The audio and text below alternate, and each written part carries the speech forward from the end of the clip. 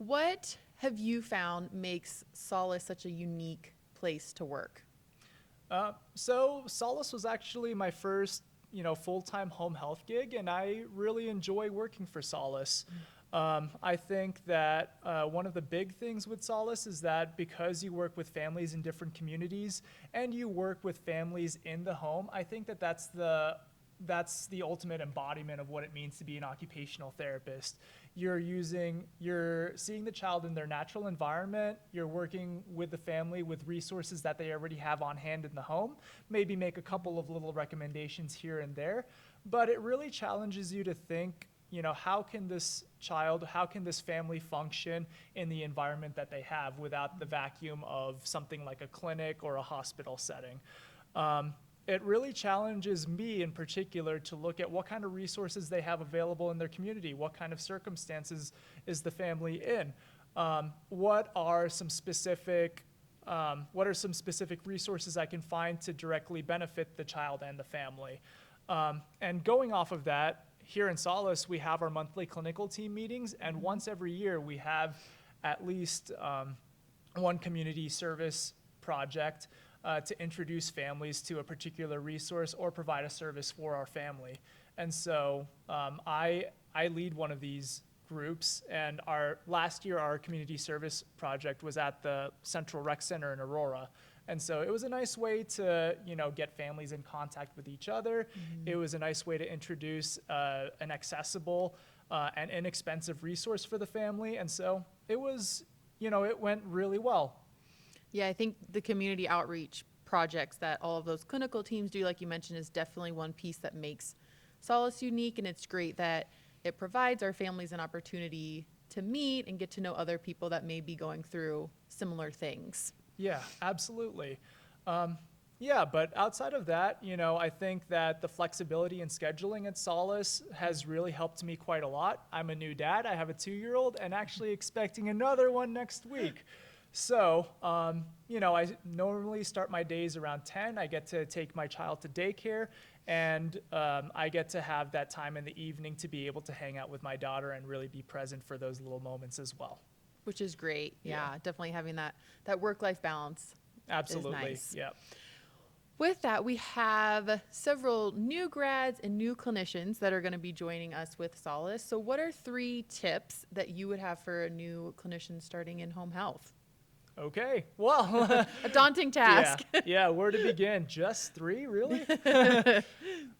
So I think that first and foremost, being in a home health setting, you are a guest in the family's home. And so the first tip would be just to keep an open mind. Every family is different. Every family has a different set of circumstances. They have a different set of resources that's available to them. And so I think that taking the time to really build that rapport and really understand the family's circumstances as well as their individualized goals for their kid. What do they want to be able to do as a family? What do they want their kid to be able to do within the context of their environment, their culture, and all of that good stuff? So does a family want their 5-year-old to put on their own clothes and shower themselves? It can vary. Does a family want their child to be able to eat their food with utensils? Different cultures, different context. Is the family's biggest goal for them to be able to take their child out for a meal in a public setting? Mm-hmm. So just really trying to work with the families on those individualized goals for their children. Nice. Any other tips or tricks that you have for new clinicians coming in? Sure. Being in home health, one of the big things that I would say is that, a good portion of your day is going to be spent commuting. I think Solace does a wonderful job keeping families in homes close to your geographical area so that you're not commuting too much between houses, but you're still going to be spending a good amount of time in your car. And so just trying to take advantage of that commute, trying to listen to different podcasts to try and hone your knowledge. Maybe learn something new on the job. I've been listening to a couple of different podcasts. I listen to the OT Practice, and lately I've been getting into Harkla.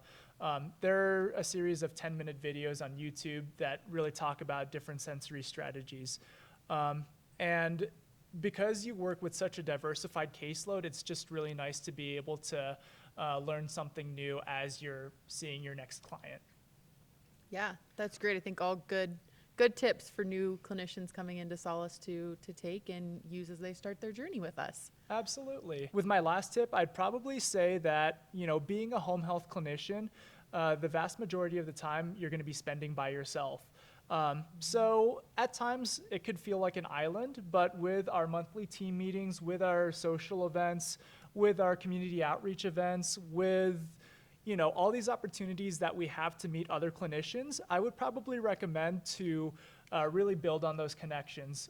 Find ways to connect with your team members through co-treats, send messages, and just really try and build a community around you to help bounce ideas for different treatments or even to help plan your sessions. Yeah, it's definitely helpful to have other people around that are going through a similar experience that, like you said, you can collaborate with and share strategies and tips with. So Yeah, absolutely. well, thank you so much for joining us today, Peter, and sharing a little bit more about your background and how you got involved with OT. And I know all of your families appreciate all the hard work that you're doing with them. So thanks again. Thank you for having me. Yeah. Thanks, everyone.